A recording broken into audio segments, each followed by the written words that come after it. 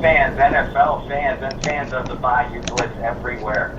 Thank you for inviting us into your home at Radio Waves again this Wednesday night. I hope everybody is doing fantastic this evening. And how are you doing, Mr. Mosley? I'm doing well, Mr. Rose. How's everything up there in the East Coast? It's good. It's good. All the pools are opened up. Everybody's making vacation plans for the summer. Yours truly included. I'm a happier guy in the summertime. I can't speak for everybody, but I know my personality changes.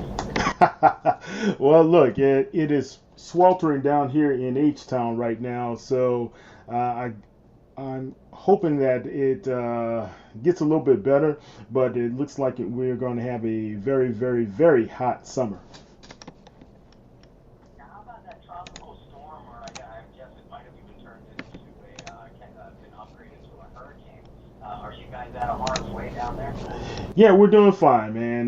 The tropical storm didn't affect us at all, so we're doing pretty good. So thankfully, everything is fine here in H-Town. But where I was on Saturday night, man, we had I'll say a mini tornado that occurred around Pearland. Yeah, so it was kind of scary to see what was going on. Me and my son, we were by ourselves. My wife was out shopping, but thank God nothing tragic happened. Just a few limbs down, some trees down in the neighborhood, and fences and things to that nature. But everything else was fine.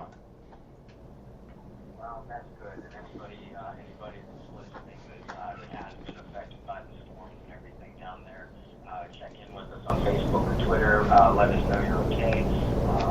Because like Kyle said, we're just getting started into that time of year, and that's the only downside to late spring and throughout the summertime, of course. So everybody stay safe and pay attention to your weather warnings and everything like that. Yeah, definitely. Stay safe. We have a big show for you planned this evening.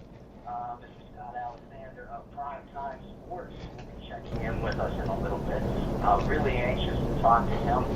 Followed his work for a long time, and he is one of the experts on not only college football, particularly through the southern region, but has been covering the New Orleans Saints for years. So I'm anxious to pick his brain about a few things that I'm curious about myself. Yeah, Scott always has some pretty good guests on his show. He's been covering the Saints for such a long time, so I'm excited to have him on as well. Yeah, without a doubt. As far as breaking news goes, not only for the New Orleans Saints, but for really the rest of the league, it's been relatively slow moving, as you would expect, as we approach June. All the teams are starting their first, or in some cases, second round of OTAs. So when you come into that, there are two things that you primarily keep your fingers crossed as fans, and I'm sure as coaches as well. And you're really excited to see your off-season new additions, your rookie draft picks, and free agents, and things of that nature. You're really excited to see them on the field. Watching how they mesh with their new teammates, starting to implement your general season game plan. And then number two, and maybe most importantly, you keep your fingers crossed for good health. We've seen throughout the league already a handful of non-contact knee injuries that have cost players the 2018 season, and even the Saints themselves.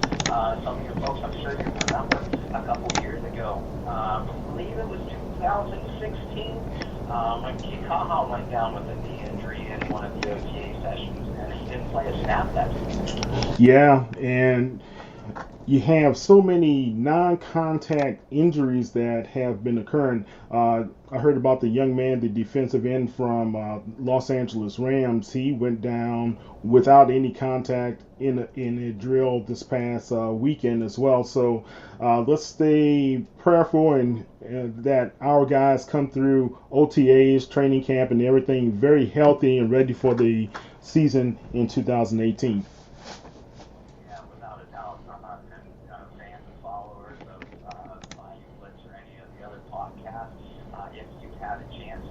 attend any of our New Orleans Saints activities, feel free to shoot us a text, an email, or a phone call. Let us know what you saw, and let us know what you thought about what you saw, and everything like that. We look very important to everybody that has a feel for the pulse of our team. Yeah, don't forget, you can call into the show at 504-533-8444 if you want to talk to Bob or Scott on tonight. Absolutely. Bear with me 1 second.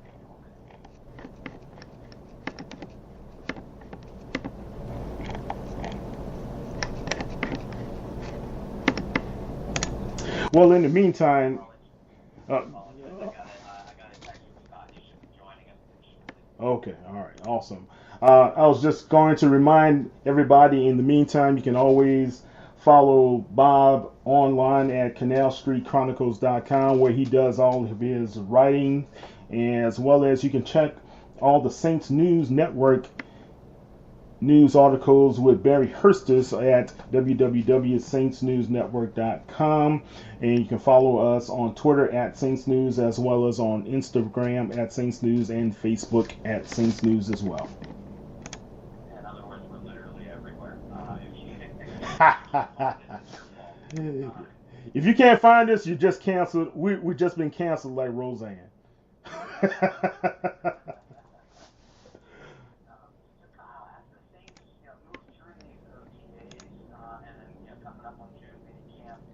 Before a little bit of time off before training camp, what are some of the things that you yourself are most anxious to see? Well, you've got to be anxious to see how our rookie class is going to perform, and as well as integrate into this Saints roster, especially Marcus Davenport. I'm very anxious to see what his contributions will be, being able to help Cam Jordan on the opposite end. Of course, we have Okafor returning, as well as Kakaha, but I believe, and a lot of people in the NFL believe, that this young man is for real, and he's going to be that missing piece that the New Orleans Saints need. You know, you wouldn't give up what you have given up, the number 1 pick for next year, in order to not say that this young man is going to have an immediate impact with the Saints. But, you know, all in all, man, it's just going to be interesting to see how he, as well as Smith at wide receiver, and all the other young pieces, if they can be complementary factors with the New Orleans Saints in 2018.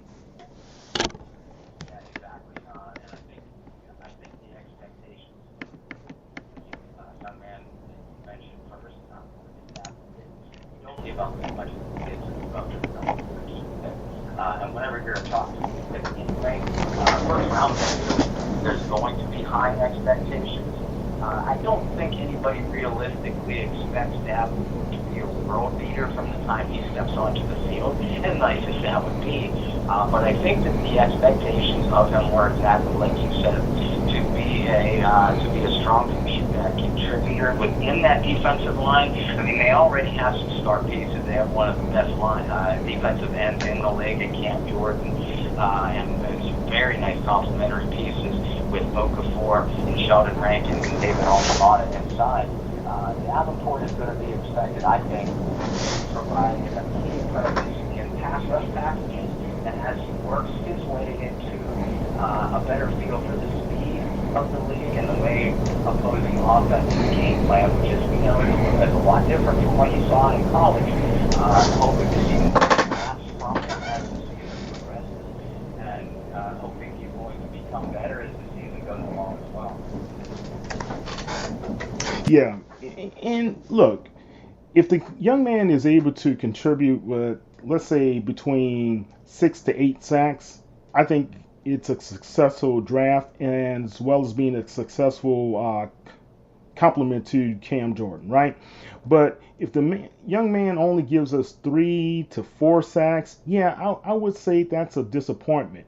But I really believe with Ryan Nielsen's tutelage and coaching of the young man, he's going to be fine. As well as that defensive line, they're just going to be a whole lot better than they were in previous years. You saw when Ryan Nielsen came in on last season how well they were able to step it up and be able to really be a factor. But if we take notice, and it happened with the Minnesota Vikings game, if we just had an extra step or two on the quarterback, we would not have been in that position or even put Marcus Williams in that position. So, so man, look, let's be honest. This league, you need to have fast guys, long guys, and guys who are very athletic to be able to put pressure on these NFL quarterbacks who get the ball out of their hands very quickly. Yeah, there's no doubt about it. And now we're bringing all those one of the other positives read about him coming into the draft of the game, and he made rapid progression each of his 4 years of the University of Texas at San Antonio. So his potential is definitely trending upward in a big way, which of course is the direction that you want it to go at all times, but particularly for a rookie coming in. And like you just pointed out, Kyle, there's so much talent along that Saints defensive line. And Davenport shouldn't have to worry about facing many, if any, double and triple teams, especially coming right out of the gate. He's going to get the chance to beat his man one-on-one and not necessarily have him in particular. Right.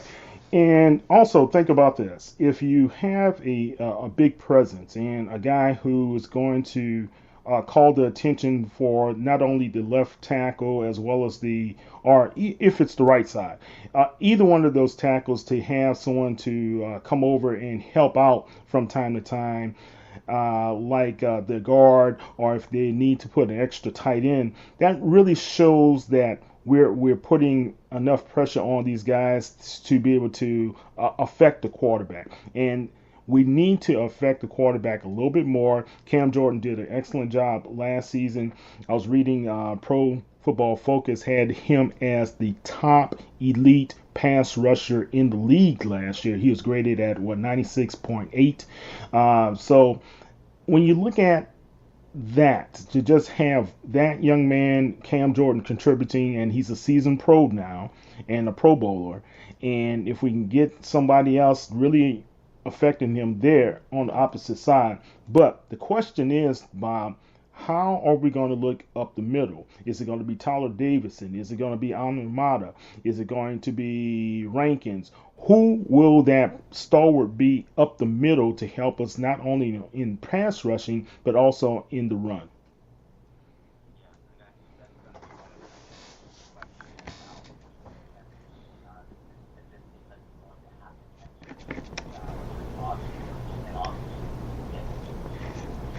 I do believe Mr. Scott Alexander has joined us. Scott, are you on the line? I am here, fellas. Thank you. Hey, Scott. Hey, welcome to the show. Glad to be here. Thank you for inviting me. So make sure I got this. Do I have Bob Rose and the other guy, Kyle Mosley?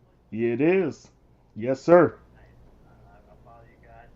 You're doing all over the Twitter and Facebook world, and of course, Facebook Messenger thing. So I appreciate all that y'all do. How you been? Doing well. An honor to have you on the show. We certainly, both of us have followed your work for a long time as well. Yeah, and Scott, I know Barry has been wanting to have you on with us for a long time as well, and I'm just glad we finally had the opportunity to connect. Well, let's have some fun. We got about an hour, so what do you want to start with? Well, I do believe, and I know you've had a crazy busy week, you were telling me. I do believe you had a daughter that recently graduated too? Yeah, we just, I live in Atlanta. I mean, in New Orleans. I lived in Atlanta for 18 years, but, pretty much my professional career in the sporting world was TNT and boxing stuff. But I came back home years ago, and my kids stayed there, but we've been going back and forth a lot. And my two sons graduated the last 4 years, and now my daughter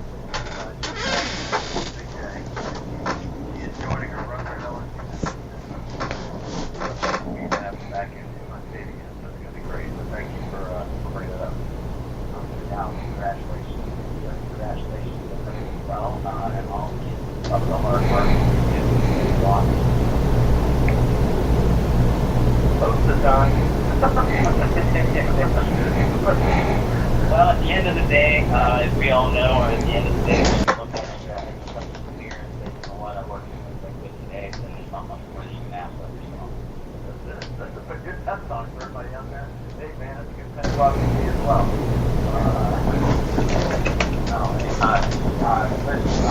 As you and I talked, in history before, I have certainly played football in New Orleans. Before we get into the current state of the team, the wanting to ask you as closely as you covered the team for years, would you mind sharing some of your favorite memories or favorite players to cover with our fans?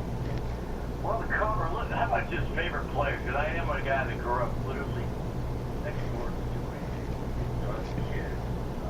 I'm about to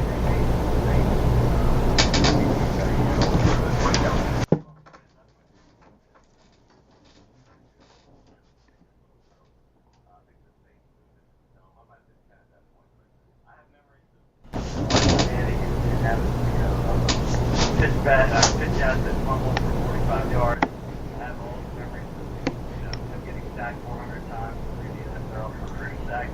And I also have good memories, I mean, listen, when the Saints won 5 games, and back then they had a 14-game schedule until 78. But back, if you won 5, that was big. So when they came around and started that 16 schedule, 78, 79, and arguing with the NFC, and putting up some big numbers for that era. And then they came back to the following year and went 8-8. It was just giant. It really was. Passion, the Saints had grown to where it had before. Then you really thought that this was a playoff potential team. I remember that offense they had in 79 had 5 Pro Bowls that on that team. I'll name them all now because they're all my favorite guys. Bud Chandler, wide receiver, Henry Childs, Chuck Muncie, and Tony Gallup, the fourth one with Archie. So they were rolling. And then around the 15 in the locker room in 1980, and down the field, they were 15, Don Reed, and he proudly brought that stuff over from Miami, and they thought they were built on a great team, or getting better team as they just went down south.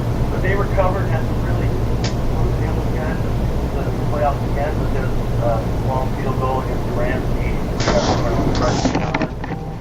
Darkest days for me, but that 87 to 90 run was just special, and that, for me, that is my most special memory. It was really the first time things had become winners, and that was just great to follow. Obviously, I already had all 3 living on my TV show, and that's been a long me. Ricky Jackson, one of my first shows, Ron Johnson, of course, Patrick Williams as well. So, and even getting the interviews with these guys like Archie and having them live on TV. I've interviewed a lot of them on the radio before, but just being in front, you can see reactions from them when you bring up the first thing. It's been a blast for me. So, Wow. for 50 years, I feel like I've been a part of, whether they won or lost, I still love everything. Well, yeah, and being the same fan for your whole life, I don't think any of us would like to recount any of the painful memories any of us have experienced and following the team. Yeah, I couldn't agree with you more. I haven't had nearly the contact Saints players, current or past, that you have, Kyle. But the ones that I have met, like you said, just to talk with them and see the way that they physically react when you bring up a certain period of time or certain memories, it makes you live it all over again when you were younger. Absolutely, absolutely. What are your memories, Kyle? Look, you're talking about Tulane Stadium. I was right there, Scott. My dad was good friends with Bob Pollard. And yeah, great player. And Bob, and he, in the off season, he was a juvenile probation officer. A lot of people didn't know that. Those guys back then had to have extra jobs. So my dad was a juvenile probation officer for 22 years for New Orleans. And he and Bob were good friends. And just seeing him and those guys fight all the time to try to be winners, but never quite doing it, right? But Scott, one of my favorite moments in Tulane Stadium was the goal line stand those guys did against the Philadelphia Eagles 4 tries. That whole stadium was rocking, and they stopped those guys 4 times from the 1 yard line and won the game. We couldn't believe that. So it was just it was good memories. I was there in the dome with the bags on our heads and everything else, growing up. And Wes Chandler, Chuck Muncie, those guys were my favorite players growing up as well, as well as Archie, of course, But Wes Chandler was my all-time favorite New Orleans Saints.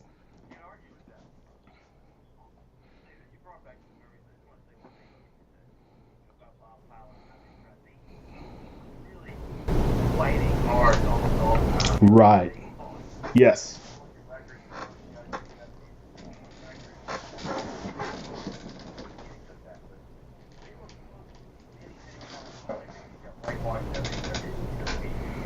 Continue to see him get better. But the other thing I want to bring up that I'm obvious came up today is like the stats you see. You can't believe statistics today. People want to compare stats to like mind-boggling games. You've never seen the player and you want to automatically assume that this new generation is better than that dude from that generation because he happens to have better statistics. It means you don't really know the game of football and you don't know the history of it personally. Right. It kind of drives me nuts to see that because there's great, great players that just don't get the credit anymore for how great they were back in that day just because the numbers might not happen because they're totally different.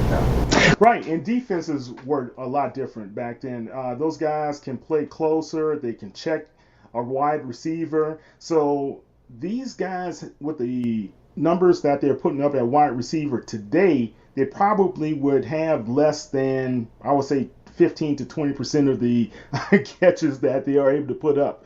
So you have so many talented guys back then, and it's, as a Saints fan my entire life, man, just to see how those guys battled day in and day out. Tony Galbraith and Chuck Muncie, it was Thunder and Lightning. For me, that was the first Thunder and Lightning, not Mark Ingram and Kamara. But to see those guys battle, and you saw the fans with the passion. The passion has never really left, but the passion was really intense back then as well.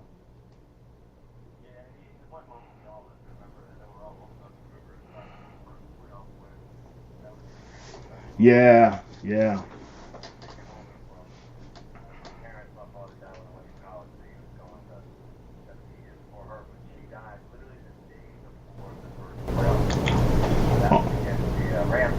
Yeah.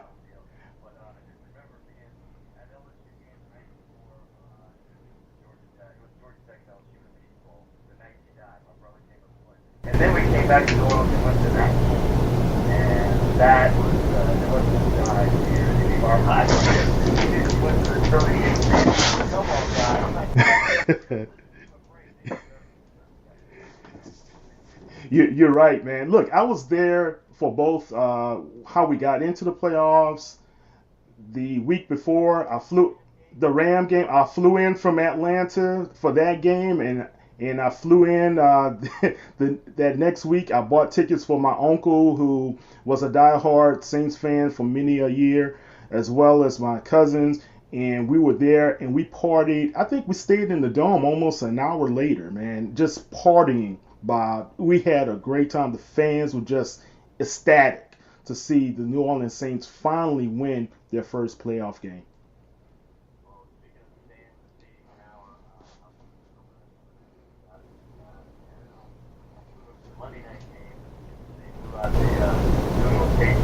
Oh. I joined them that time. You guys scored those pictures. They were all the same as the old school black outfit elements. I had the Vegas, white ones. I'll never forget it. I had to be honest. I flew into that NFC Championship game against the Vikings, and I put that same Elvis thing on because I was the only one that kind of messed up with myself on the 35-yard line in the slot. It was a friend who actually played for the University of Georgia, and literally I had this big Elvis glasses, and I didn't want to take them off because I'd probably cry for about 45 minutes straight.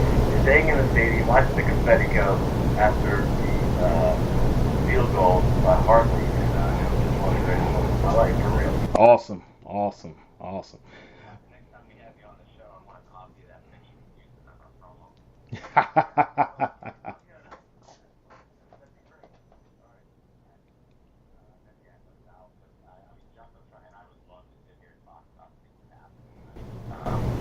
Like I said, I'm a football historian myself. But jumping ahead on the current team, and I know you're going to be covering them very closely here in the next few months. I think you've been through the mini tomorrow. Yeah, right. But a lot of people, cornerback position is one of the most hotly contested battles of the summer. You find that position playing out. Well, I mean, it is. I mean, because Crawley was affected last year. He's not a Pro Bowl type player. No, they didn't have a second Pro Bowl type player on the roster. If you want to look at this, and I heard y'all on the market on, and I agree, that if you look at the defensive line, when Mark Davenport, who I also very high on, and I feel like he's so strong, when he developed, obviously, Cam Jordan, who was rated the top defensive end as far as scores last year, and he's one of the best in the league. That is the emergence of Sheldon Rankins. That spot, and I'm high on that. I really am. And that draft, this is kind of the wild card of the draft, and I think he's developed nicely. Colin Davis, who was drafted even before him, he's done some really good things. They're not all Pro Bowl type players, but they're really solid. But you talk about that position being we're not positive where it's going to go. And the only other one really is that other quarterback position we're talking about.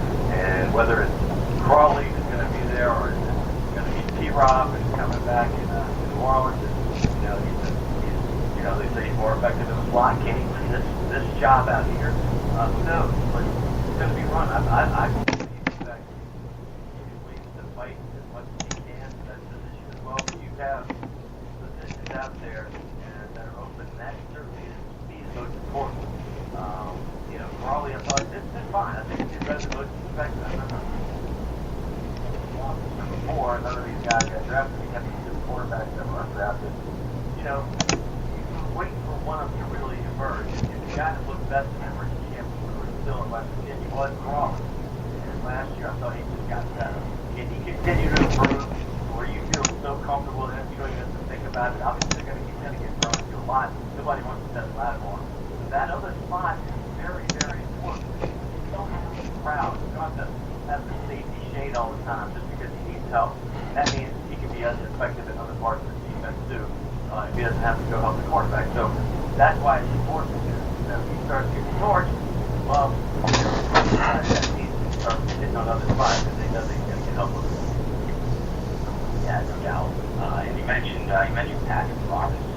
How did you feel about all the Saints off-season transactions? Obviously, big draft. Do you feel that there's anything that you failed to draft to be on paper? Look, let me just give a positive of this draft. For me, I feel like I'm in the minority on this, but I do feel like Marcus Jackson or his work that they gave up. I'm not the all-time draft pick, but I studied hard. I knew there were 2 guys you had to have if you really wanted to upgrade the position. And I'm not saying, my guy from Boston College is going to pan out Carol Lansing at some point, but if you even somebody that's played fairly quickly, Bradley Chubb is obviously an NFL ready guy at that position, and I had heard that they made conversations with people that were drafting from 4 to 6 to see what it would take, and they couldn't get a deal done. You had to give up way too much to get that high. So when they were hearing 3 number 1s and stuff like that, or 2 number 1s, high 2, or whatever it may be for that other thing, well, then they're like, okay, well, we're as good as we're going to see next year. That's going to be a 26. That's what they're saying. That's still a lot to give up in 30 years up this year, but you had to have this division if you want this guy to have a possibility of an impact right away. Will he be impactful? Training camp will tell. This guy be impactful. You don't have 4 or 5 guys and he's 6'6" that weigh as much as him and literally run that 4 or 5 and have the balance that he has and the side to side. A lot of these guys are just, hey, if you can stack the quarterback, that's great. This guy goes side to side too. I I mean, he's got incredible athletic ability. So let's say that part of addressing that is huge. Now, do you still have, maybe would you consider a hole right there at corner? I mean, maybe. Or did you still not get an impact guy in defensive tackle? Maybe. You still have 3 or 4 guys that you like right there. Offensive line, you are really solid up front, and you just don't have a ton of depth. But then again, you got your Trick for a year. Kind of fill that Cineo Calamise role. Hopefully, Will Clapp grows into something as well. You know, the one thing you need to worry about is if you have the offensive line that we had last year. The receiving core, I think it might be the best the group has had since he's been here. And I'm not taking away from any of the others. That's just how high I feel about Cameron Meredith. I really do. I take in surprised me as well. He played last year. He's not going to go out and get 1,200 yards. He is the guy that's almost as important as the others. He keeps the defense honest with his feet. And when that happens, oh my goodness, I'm a Camara. All of a sudden gets a little more room and breaks free. You know, maybe these tight ends that aren't as good as ones we've had in the past, like Jimmy Graham, maybe they have another little step or two because, you know, this guy's on the outside and they have to respect that speed. But Cameron Meredith and Michael Thomas, I mean, these are 2 sure-handed guys who run great routes. And then you pick this receiver with your 2nd pick and 3rd round and take one. So, you know, I don't know how well this guy, Michael Thomas as well. And this guy, Jake One, is going to get every opportunity to at least be in that rotation of 4 receivers. And I think most people expect to see this. That's great stuff. I don't know where to start as a follow-up. You mentioned Camara. You know, we know that he is going to take a more, I don't want to say featured role because he's already such a big part of the Saints offense. And everybody knows about Mark Ingram's 4-game suspension coming out of the gate. And we've all talked about the big play in those first 4 games. How do you see the Saints offense adjusting while Ingram is out? Well, I'm going to say this. There's been a lot of talk about getting back. Gettin, obviously, that could have happened. You know, it's going to be attrition on other teams. You know, good players will be getting cut because of contract stuff. You got a guy, you know, maybe it's just 7-year veteran because he makes more money than this rookie that you think might give you as much. You're going to cut the guy that's making more money in other places. But my thought process was this. I happen to remember another guy, closely, this guy Jonathan Williams is a stud, and I know he got injured in college and that hampered his like going into the pros, but I'm not saying he's going to come in and be a starter for your entire season if you got Mark Ingram coming back, but I would give him every single opportunity in training camp to be the guy that gets, maybe not Ingram type carries, but gets 10 carries maybe, and if it's not him, I mean, listen, Trey Edmonds, maybe he's not the bell cow back, but he's got a skill set. We haven't seen Boston Scott. I would prefer right now to go in with what you have now, see what you think, how these guys are going to do, and then when it gets to be mid-training camp or towards the end of training camp, when you know you play a couple preseason games, then you decide how you want to play these first 4 games without Ingram. Camara, I like his role right now. I think 27 runs is a rookie, but obviously without Ingram, giving him that much rest, it might be a little bit different. But this dude is electric, and he wants to build on what he's already had. And I love what he said. He goes, "There's still people doubting me that I can't do it 2 years in a row." And hopefully he takes that to heart and puts another chip on his shoulder like he did when he was drafted in the 3rd round. And comes up, he's a special player, and I love his attitude. I love his heart. You know, he's a perfect example of why you should never judge someone who looks by the cover. You know, you have to check their career. Alabama, you can look at that. Hey, watch any Yankees Davis. Why do you have to go to Tennessee? Why was he a backup there? Why was he just a 3rd down back behind Jalen Hurts? There's so many things you can look at, and then you see his whole team, you see some stretch you might not like. It's like, this dude's heart and his knowledge of the game is as good as any rookie at that position I've seen in a long time. And I love having that guy on my team. And it doesn't matter about the yards and all that stuff. That's all super important to get to the end zone. He's got the whole package. So. Hey, yeah, I don't think there's anything. Went in the 1st round, whether you're going to be your back in it's still the head scratch. But that brings up something I wanted to ask you. You already talked a great nugget about the honor. Well, let me tell you real quick about that. So, Jalen Hurts, no fun going. You're going to hear a lot of that in the league. Now, the guy's a stud, and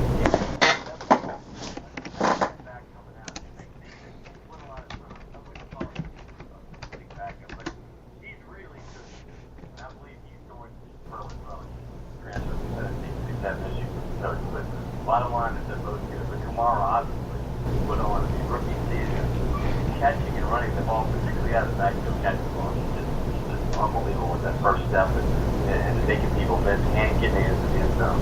But it was such, I'm only talking about the start. Exactly. I mean, he provides such terrific college football programming and coverage, as good as, if not better than anybody. So based off of your knowledge, and we've talked about it numerous times on this show, even in the last few weeks. Among the same later round draft choices or even undrafted free agents that we've all done different future pieces about or anything like that, you covered these guys up close to the most.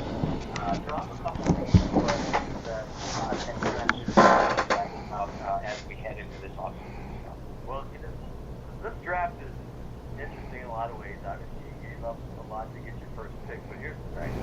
After what you saw last season, Jeff Ireland and his contribution to this thing obviously is getting more and more. And the season before, it doesn't get talked about enough to me, because when you talk about with Michael Thomas in the second round, I think that's just spectacular. Sheldon Rankins is emerging as into their first year. And then you have Von Bell, who is basically a starter, and then a three-person rotation, I'm assuming, with Thomas. Williams. That's three studs. And then David Onyemata, I think, big home run this time. I mean, I just keep seeing that guy get better and better. So when you talk about this year's draft, it doesn't have the pizzazz, because they did take like wild cards like Onyemata. I think Rick Leonard was a surprise to a lot of people. But if you follow football, if you follow recruiting, Rick Leonard was a giant coming out of high school. He just happens to be on the other side of the ball.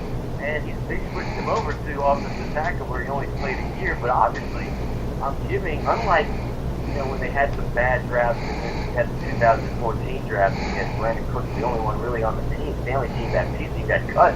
A year later, Kyrie Ford, I'm just talking on the top of my head, Vinny Sherry, Ronald Powell, they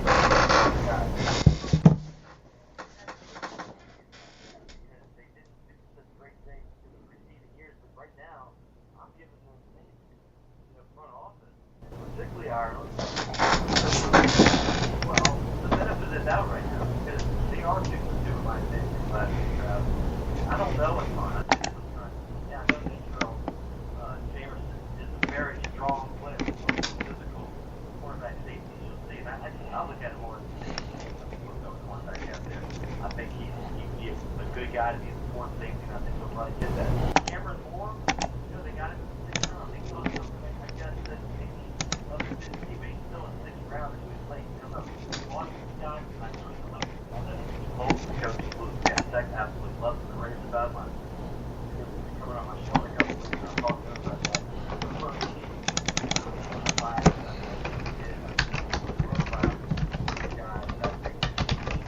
don't think I'm the only one saying this. I'm not saying this, but I've seen him a lot.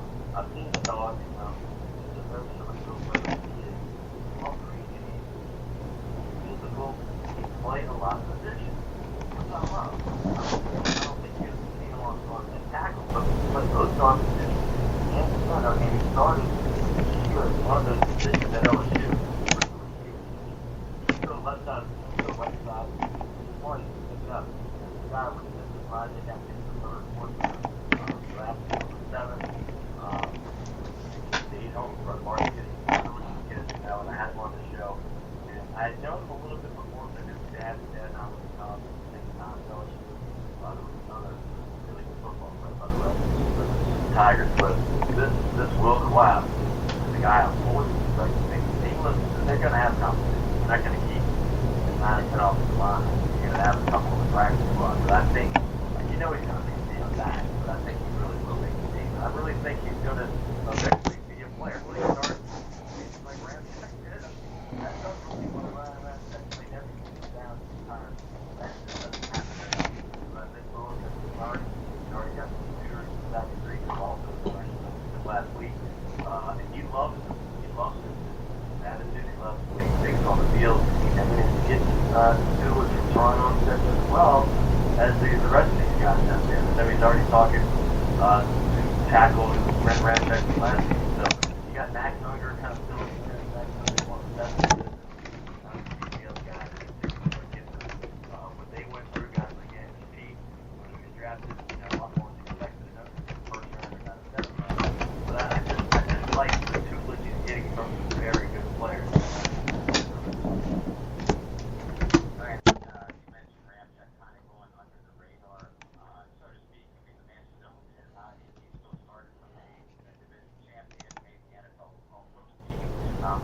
talk about last year's historically good Saints draft, his name sometimes doesn't get mentioned. I got two other names that don't get mentioned, and I'm excited to see what they can do. Only on the field for the draft last year, Alex Anzalone and Trey Hendrickson. What do you see their potential contributions? Okay, I want to bring this up because it's everybody. They try to pick apart the draft, after the draft, and that's just they're supposed to do it great and all that. Alex Anzalone is one guy that a lot of people, and I hated this because the guy was big time. I was coming out of high school when he was healthy in Florida, he was a big player, but he got dogged. Because you had to find one guy that wouldn't pan out. He was the one. But when you watch him, like I did at training camp last year, and we all saw him in preseason games, and we all saw at the beginning of the season. He is athletic. He is strong. He is fast. I mean, he is a beast. I don't know what he's going to turn out to be, but you're projected to be a starter right now over some good guys. And I know, okay, we didn't get the linebacker, but the one thing I love about this linebacker core is now you have an answer. Really not, like last year, you kind of had that. You had these guys get hurt, particularly AJ Klein. These guys got so enamored.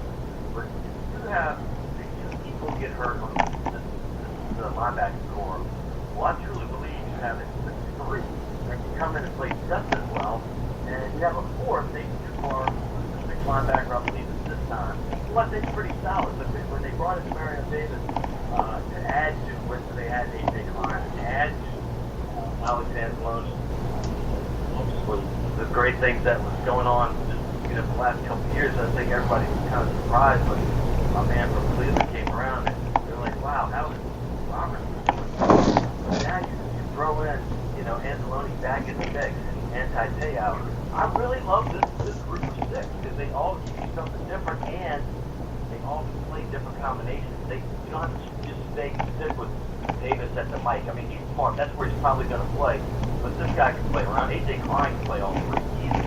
I don't know that Anzalone yet, but I feel he can. So from my so you have mixtures that you can bring in and sub-packets and things like that, and I feel like you're dropping off. You remember that year to throw Kakaha out there.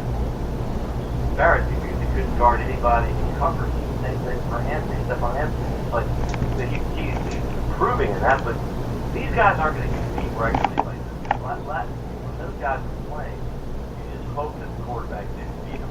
Want something over the middle to the tight end or a receiver trying to get down there, trying to catch up. These guys, you have a better feeling for the ball at the end when it comes to that. Yeah, and I couldn't agree more. You're giving us some great stuff tonight. You're nailing 2 or 3 of my questions at a time. But you're absolutely right. The linebacking core, that 3 or 4 year period of time where the Saints defense was hovering around the bottom of the league, pretty much every statistic category.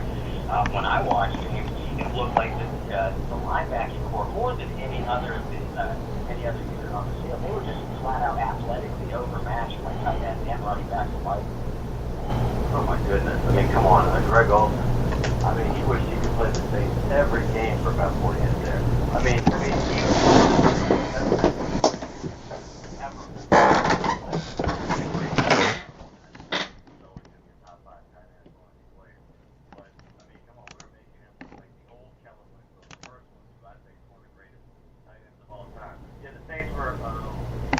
They just had to have scored teams, and that's kind of like time anyway. When they went to Super Bowl, they relied on that offense. Opportunistic in these big plays, they came up big, but now you feel the defense honestly is maybe as good as the offense. It's kind of crazy, but it really it's at least steady, and you feel good about just about every position. Like I said, 3, 4 years, even 2 years ago, we were like, wow, I'm good about the Saints. Cam Jordan, maybe when Vaccaro was playing well. I mean, maybe it was just 2 or 3. But now, I mean, I like the team. They really like being together, this defensive unity. They started that whole picture-taking thing. They saw the success they were bringing. They were getting turnovers again. This hadn't happened around here in a long time. And they were having fun. And when you're having fun, that usually means you're winning. And it's a fun thing to watch. As guys have been watching this team for 2 years. think it was truly a fun group to watch. And unlike in recent years, you didn't cringe when the Saints defense came onto the field. They were just as fun, if not more so at times last year, to watch what the offense was. And people should really take a hard look at this Saints roster on the defensive side and realize how young all these guys are. And none of them has really hit their physical peak yet as far as the years ago. You ran down the laundry list of talented names. You mentioned Kikaha. Is he in real danger of not making this team? I hope not, man. I really do. I see him a lot. He works out over there at God's Fitness, and I've been going over there a good bit. I got to know him when he was a rookie. We both spoke at the same time. I'm sorry. I did something there for 20 years, but I was in the New Orleans quarterback. And then we spoke. I got to stand next to each other. Like I got to know him now. I've seen him every other day over at Dr. working out. Just a great dude. I guess not now. Sort of camp at all during April for sure. It's beginning day. I like him a lot, and he has a lot to offer. Yeah, he's certainly a guy that, I know Peyton loves him. Peyton really takes heart to some guys, and he gets to know them early on. He told me in Washington, he really likes this guy. You can tell by the way he talks about certain guys. He has a little affection. So it's going to take somebody really beating him out. The injuries in the NFL, you don't know who it's going to be, but you know it's going to happen. And it'll be a sad day for me when he's gone, but you got to produce. The one thing he can do is sack the quarterback. So I think the one thing he's got going for him is right now, especially if Davenport doesn't develop as quickly as we hope, well, he's a guy that can actually get the quarterback, and he can do it pretty well. So Okafor's not really recovered fully, from his Achilles tear, and it's going to be hard. I mean, that's a serious injury. And I know Okafor feels he's good already, but who knows? Davenport's going to be a little bit uncertain, and Trey Hendrick's going to still be a little bit wrong. There will be spots that God, I hope that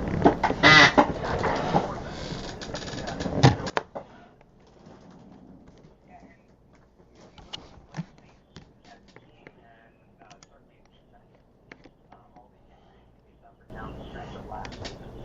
In that Viking playoff loss, they didn't have Kikaha. He was out. Henderson was hobbled, if I remember correctly. Obviously, they had Davenport because he was drafted. And Okafor was out. Certainly matches Davenport what our tempered expectations might be of him. He doesn't necessarily need to come in and play every down or be an every game starter for this defense to be highly effective, right? No, I wouldn't expect that. I mean, you want to bring in fresh guys, particularly when you're learning right now. I mean, I like Alex Okafor. If he's healthy, I like the mix. I like the different talents you have. And Okafor, Kikaha, and Davenport are all very good. And they all could be very good when healthy. I mean that, and I truly believe they could all be NFL starters if they're completely healthy. But they're not right now. Guys, except for Okafor, they really can play every down. And honestly, I would love to see a rotation go up in there. And I'd like, Hendrickson keeps in mind. But the third round pick last year, and that's another guy in the mix. So that's why everybody's talking about the odd guy out. No, it's still Willie Johnson. 2014, that wasn't that long ago. So there's going to be a battle. And it's not nice to get, listen, I kind of hinted this before, but it's really the first time that you feel the entire defense has a backup, literally almost everywhere, that could probably step in. I mean, there's one guy you can't lose is Cam Jordan, right? I mean, that's the one guy, because he is so good. He's one of the best in his position. But, you still have some good guys to back up. And for years here, recently, because of, we having to sell our soul with the salary cap, and, we continuing to do things that, we're so far over the cap and get backups. Well, now that's over. Now you have guys that can back up, and it's a good feeling that you don't sit there and bend the needle just praying that one guy these guys can hurt and to play well, but now you can do something about it. You don't feel this huge drop off. Is there, and I'm hoping if it's okay to have you back on in a couple of weeks to tell us what your observations were of camp.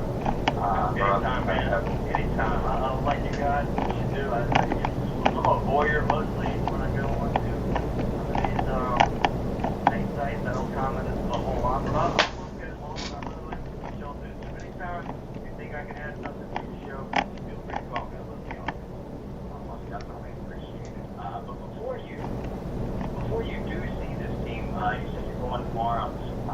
Are there any positions that are making you think right now? I'm kind of hesitant about maybe their lack of depth or just their overall talent. Well, I'm really talking about I do feel good about Thomas in my first time. Because, I mean, he's been here before. He has played a few other positions when he was over, not the first side of the line. When he was in Miami before that Chicago. But that doesn't, you know, after that, you feel like, you know what, last year, not every player, and they still perform. So the offensive line good stuff. I really like looking at receivers a lot because, you know, when you go to OTA, you're not seeing a whole lot. You can feel things that, put it this way, there's certain guys standing out of OTA, and some of them that always catch your eye, maybe you have to do before. I'll give an example. Delvin Burrow was that guy. I had gotten on from guys like Marlon Favorite, who I used to do TV with. We used to call the games of the week. You know, he knew from Burrow's high school years how good he was. He kept telling me when he signed that night that the rest of the year he's going to be. He said, he'll be starting. I'm like, you're crazy. They're kind of, I mean, let's just hope he makes the team. Let's do that. If he started, it's kind of crazy. But from the first day of OTA, that guy just stood out because he was amazing. When you stand up, that's what I want to see. I want to see what Jason Quick-Card Smith is going to do at OTA when he's going one-on-one against the corners. And I want to see, I'm not even sure if Cameron Meredith is ready yet, but whatever is going on with him, I think he probably got a little while ago, but if he's out there, I want to see what he looks like when he doesn't play. I want to see the guy, because I love this game. And if he had a stretch with the Bears that 1 year before he got hurt, where he was playing at an all-pro level, he was fantasy, he was one of the top fantasy receivers, so he's going to be perfect. I mean, he's doing this with Jay Cutler. I mean, what's he going to do with you? I mean, seriously. So I'm looking at the wide receivers. I'm looking to see how these quarterbacks actually work. Because that's really the best. Hey. Here we're talking about breaking down the things over the offense. Hey, Bob. You cover not only the entire NFL, but every professional pretty well. Just about some of schools like Rams and Falcons, almost the Panthers are the top contenders. Two-part question. A, do you see a big drop-off in any of those teams? And do you see a lower-tier team making a jump into a contender on the NFC side? Well, here's the deal. You know there's going to be a drop-off, right? I mean, it just happens every year. I felt like I was going blue in the face by telling everybody to take last year. Everybody's like, you're a homer. No, I've had this 6 years that I thought they would fit. And I saw them coming off, and everyone picked them for it. People here, maybe people that follow, say, oh, it might be second. No, maybe people that bring up the Falcons. They were in the Super Bowl. That's crazy. It doesn't matter anymore. The NFL just changes year to year. It's not like the NBA was Golden State play Cleveland every single year. It just changes, particularly in the division. So yes, there's going to be drop off by some teams. So I know what teams they are. You know, but I'll tell you one thing. Los Angeles Rams. I picked up so many good players. Or they could be the biggest disaster that's ever happened because they had some temperamental players that have they had some great talent. I mean, you know, these are the most temperamental guys in the league. And they're going well. You know, but they get on a free game with the NCAA long term because, you know, they have a ton of talent early, most of the best in the league. I mean, it's not set right at the top. And you have a quarterback that's locked in. They bring in talent on the outside. But you know what? Ooh. They better start going well because if they don't, around in a hurry. I'm not sure that so there's going to be drama. I guess they would. I do think the 49ers are going to be much better. They're doing.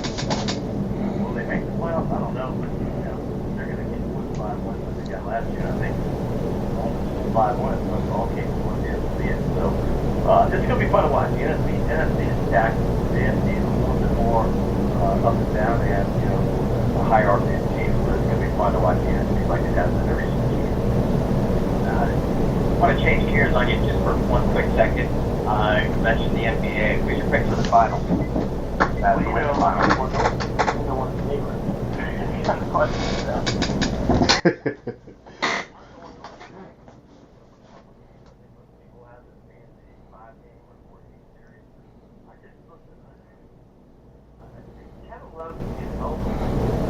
They have a chance to win a couple games. I'm never going to say LeBron can't win it all on his team. Actually, too much. What he's done to bring this team into the finals is nothing short of extraordinary. When history will tell the tale, people like this, like the dogs, quarterbacks in the 80s, the 70s, or the 60s, their stats aren't as good as the quarterback stats now. Well, they're going to look at see LeBron. He lost 2 times in the finals. Well, they don't see this, right? Then he has to bring up to get those teams in the finals. And that's what he's done is extraordinary. So, like I said, they'll probably lose. They'll probably lose.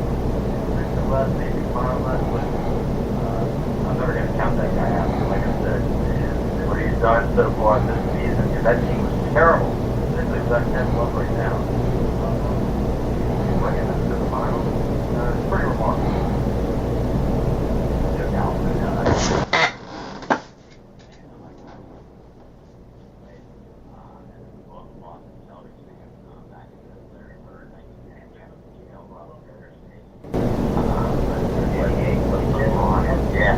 What LeBron has done through this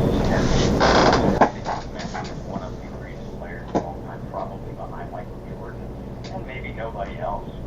Oh, hey, Kobe's going to have something to say about.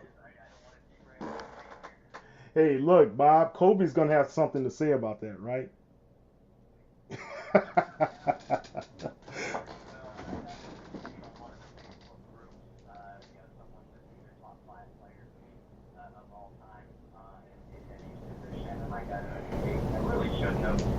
Because I'm stuck in the 1980s and early 1990s when it comes to NBA basketball, so I was certainly out of my element there. Hey.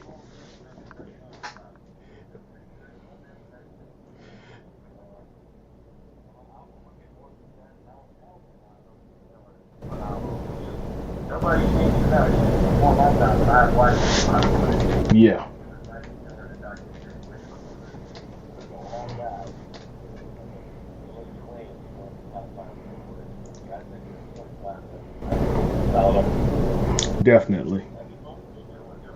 Definitely. Hey, I have a question about the Saints, Scott. A lot of people have been making Marcus Williams out to the scapegoat of why the Saints lost. But my question to you is, have you had any one-on-one conversations with the young man since the game against the Vikings, and what do you think is his state of mind going into this season? You know, I actually have not, because I've been around, I was gone last week, but let me just say this about Marcus. I have spoken to him before he ever went to the Saints. I do Pac-10, or Pac-12, I should say, Big 10 and Big 12 games. Big 12, and I did Utah twice last season there, and they bring players into the meeting on Friday with their coach.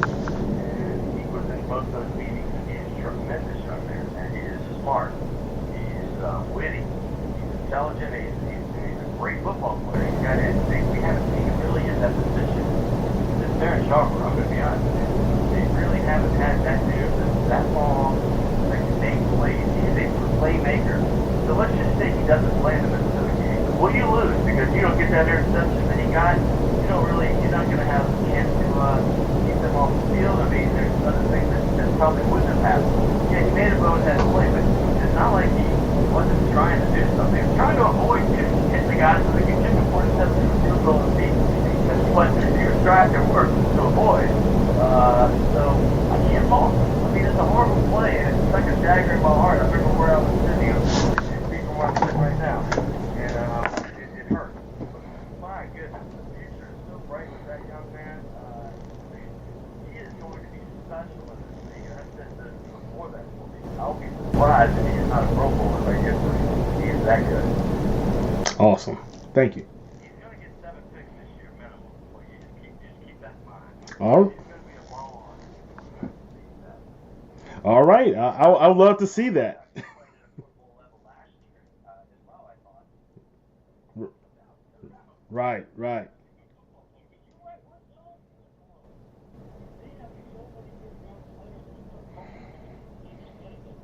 That dude can play.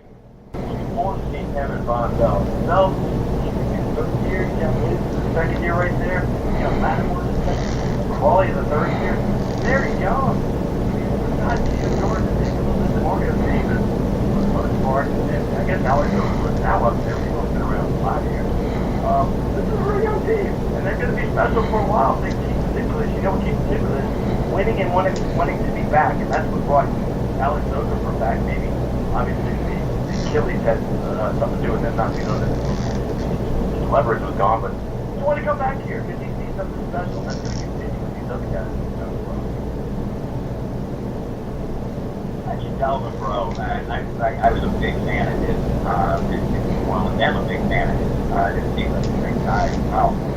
Is he healthy? I mean, you know, I've been waiting for him to be signed. Kenny Vaccaro as well. Why do you think that neither of those players have been signed yet? Carl is money for him. Carl wants to play for somebody. He's going to have to lower the price. He's going to have to. I don't think him not being around for a while. I mean, I talked to Bro. I mean, I know what's happening now. He's healthy. He's waiting for the call. He's going to get a call too.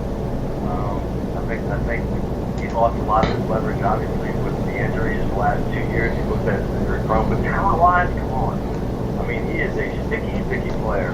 He is so physically strong for a cornerback. You don't get that size speed. It's strength combination at that position. It's rare. And we saw it kind of early on with the speed parts of OTAs. And now that you're in training camp and you're seeing how physical he is, you're hearing what veteran receivers are saying about him. Like saying he could be one of the best in the league, and he's an undrafted receiver trying to make the team. We're like, what? You know, so he's going to get a call. And you know, he's got to take it for his word. That I'm assuming that's the case. It is a little surprising that he's not out there right now, but you know, like I say, teams realize that these guys, you don't pan out. You know, you have a potential starter. Obviously, both those guys, they're healthy, whatever team. It's not like you're picking up a guy just to be started, and they will be playing until next year. I hope so, because Delvin is a fellow Ron Eagle. So, yeah, I love his play. He was also a guest of ours on our show as well. Scott, one last thing. Yeah. You know, unfortunately, we may not have McDonald 35 any longer. So, starting next year. Yeah. We can talk off air, but they kind of voted to disband the name for the school. So, but we'll talk a little bit more about that. But I'll tell you this one, Scott. I mean, growing up in New Orleans, you and I are the same age. You look at the basketball scene for NBA. We grew up with the Jazz with Truck Robinson and Pistol Pete Maravich. You know, New Orleans has had some legends, so to speak, when it comes to the sports scene.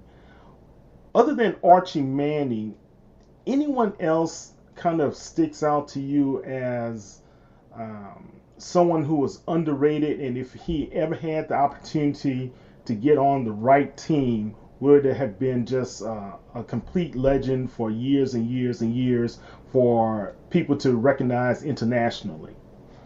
I'm going to say this about that statement you made. I'm going to say one last that Ricky Jackson someone underrated. Got that. Mm-hmm. I'm going to say this because he did good all for Pro Bowl, but there was a lot of times you forget that they were looking at, and I love Pat Scully. I think Pat Scully defensive player in the NFL, MVP 1 year, and I know Rickie's looking over there and saying, "Hey, dude, don't you know that the reason he didn't put a sack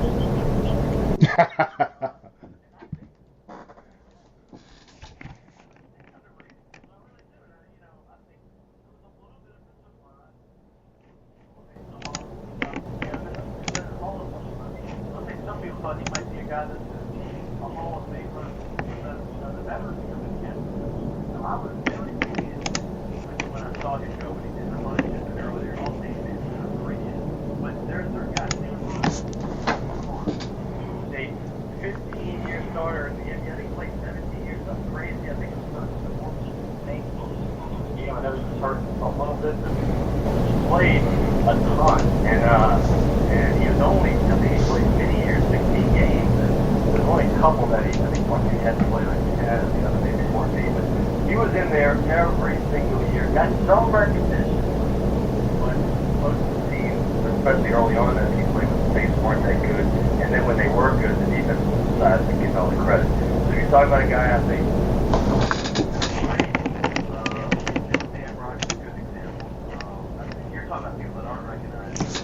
Correct. Right, right. That's a good safety. Chuck Munson, that's one of the best I've seen. I was a huge fan of his.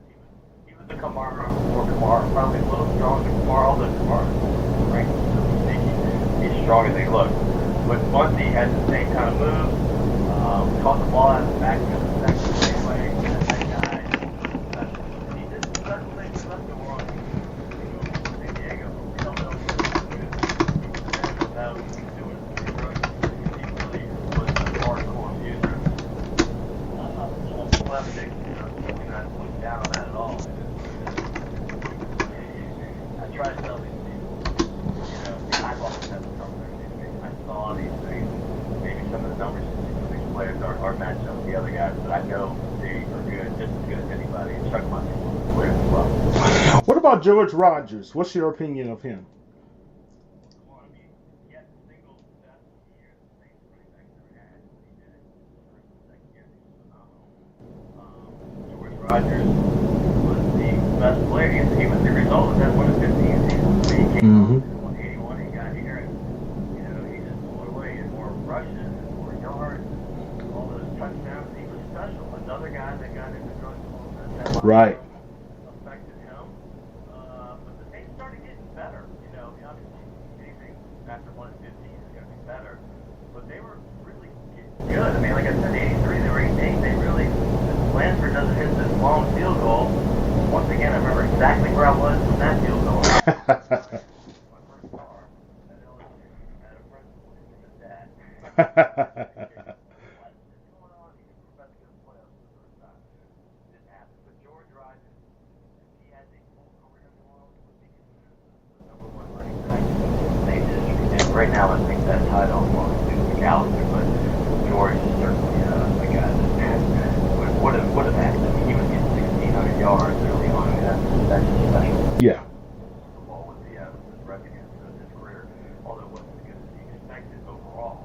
He didn't have a lot of flashes, but it was brilliant. Definitely. What channel? That was a good call on that guy. You got to hook up with Dan Fauci, Jackson, because he was great with Archie Manning. Peyton Manning, Peyton when he was a little kid, that was always his favorite player. Like, and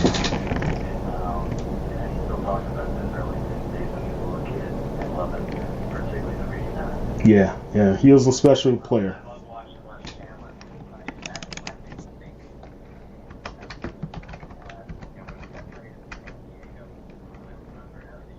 I remember just training John Jefferson.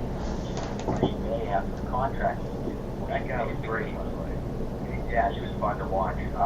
But they basically replaced Jefferson with Les Chandler, and that record-setting inbound territorial offense really didn't miss a beat. So inside, perfect possession. They were great. They were great. Scott, tell everybody how they can follow you.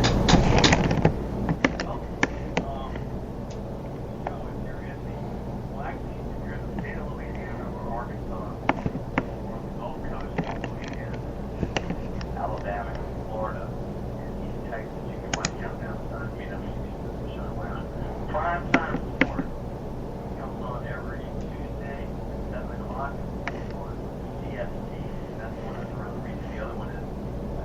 watch on WLE, but that's Channel 14 Thursday. You see out in New Orleans. If you don't need Cox Run, that's where you have to watch it. The CST is on Cox and the other one. If you have DirecTV or Dish or any of the other stuff, 18 TV first, you can watch it either on CST, which is 37, or WLE, which is 14 to 32. But it airs all week, like the Argentina on the Alvin Jr. We had Backstreet on last week. Will Wade coming up. You know, we usually have pre-show. Sometimes I'll bring some musicians. We want to do that in 2 weeks. We're just doing they play a little bit with Orange just to get their back door out of Orange. That includes like little Freddie King, who's really the last living blues. He's 8 years old. He's extraordinary. So we have a phone in the government of Louisiana. And he called me last year and said, "Why?" Wow. I'm like, "Okay, let's do it." He brings the phone around. I happen to have Will Wade 2 days after he got the job that day. He's like, "My goodness, this shit was." No, it's good. So we have fun, and I like to keep it light, keep it fun. I'm not trying to stir controversy. I'm not trying to be Roy Firestone, make you cry. We really have fun. They all know coming back. Good stuff. Like I said, that's all it was. Big fan. Thank you so much. I don't do this very often anymore, but like I said, I follow you guys. I like to do it with y'all, and I enjoyed it. Like I said, if you ever think I can add to the show, feel free to call me. I'd love to do it. Oh, Absolutely. Like we said, we'd love to have you back on in a couple of weeks. So you can tell us up close observations were. And, you know, truthfully consider yourself having an open mic to the show all the time. And I could use some tips myself. I'm still pretty new at this, so I'm making a lot of mistakes along the way.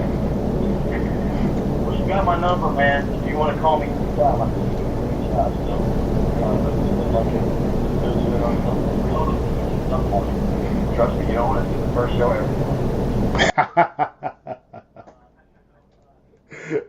oh my goodness.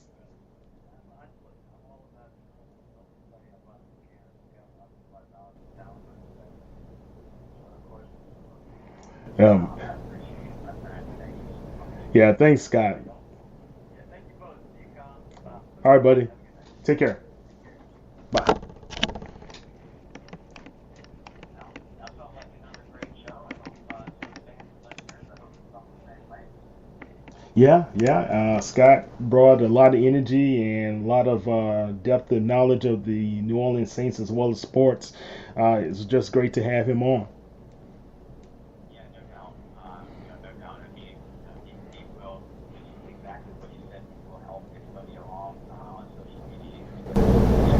If you have any questions, not only about the New Orleans Saints, but Primetime Sports Video covers every major sport, both professional and collegiate levels. And I mean, he is literally a wealth of knowledge of pitching brain over many different topics. Awesome. Well, Bob, great show. You guys got any special plans this weekend? No, just working, hanging out with the kids. Have my oldest home for obviously summer, and youngest daughter, being her birthday coming up in a couple of weeks. The little boy will be 1 year old. Oh, wow. Awesome. Busy planning, but not necessarily busy over the next couple of days. A whole year, man. That time passes so quick. Well, look, let us know. Maybe we can be able to join in the festivities in one way, shape, or form for a little guy. Yeah, no doubt. I mean, we're literally consider you guys part of our family here. And incorporating always into our lot and discussion. Awesome. Well, look, guys, Saints fans and Who-Dats, you guys stay safe, stay healthy. I will be at a couple of graduation celebrations this weekend, so we have a full slate. And all you graduates out there, many blessings on you and your futures. But also, please stay safe. There are a lot of temptations and crazy things that go on in this world. You don't have to always partake. So that's my little PSA for the graduates. Yeah, no doubt. I would completely agree. Enjoy your moment. It's an honor and it's something you earn. Look forward to it. Lives ahead of you. But enjoy it. It's a big stepping stone in your life. You may not even appreciate it fully until you get something here to move from it. But walking around to the graduation ceremony, the graduation party with your head held high and a smile on your face. Definitely, definitely. All right. Well, hey, buddy, great show. And you guys don't forget, you can follow Bob where? You can follow me on Facebook at Bob Rose. Also my personal Twitter page at BobbyR2613. Writing for the Canal Street Chronicles, where I put not only my articles, but a lot of great writers and a lot of great content on there. They can be followed on Facebook at Canal Street Chronicles or on Twitter at CSC. Don't forget to give any one of us a holler, not only as a group, but individually as well. And that goes to the Saints News Network as well.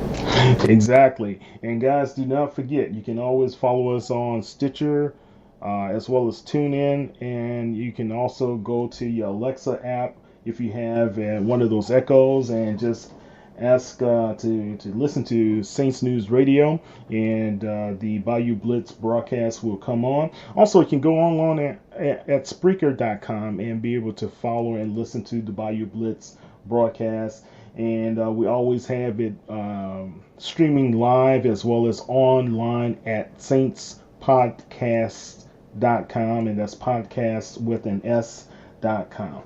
All right, this is Kyle T. Mosley with Mr. Bob Rose of the Bayou Blitz. You guys stay safe, and Who Dat Nation, we love you. Take care. Peace.